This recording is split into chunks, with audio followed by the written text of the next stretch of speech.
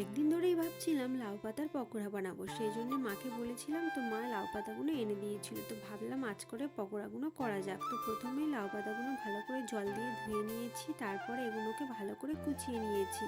আর এখানে দেখো আমার মায়ের লঙ্কা গাছটা পুরো শুকিয়ে গেছে, তো লঙ্কা গাছ থেকে কিছু লঙ্কা তুলে নিয়েছি।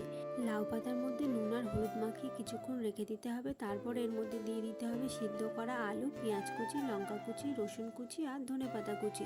তারপরে সবগুলোকে আবারও একটু মাখিয়ে নিতে হবে। এরপরে এর মধ্যে দিয়ে দিতে হবে একটু জিরা মরিচের গুঁড়ো, বেসন আর একটু চালের গুঁড়ো। তারপরে সবগুলোকে আবারও একটু মাখিয়ে নিতে হবে, আর সবশেষে দিয়ে দিতে হবে গরম মশলা। আর এখানে আমার মা উনুনটা ধরিয়ে নিয়েছে, তো কড়াইটা গরম হয়ে গেলে এর মধ্যে দিয়ে দিতে হবে তেল। আর তেলটা গরম হয়ে গেলে এর মধ্যে ছোট ছোট বল করে এগুলো ছেড়ে দিতে হবে।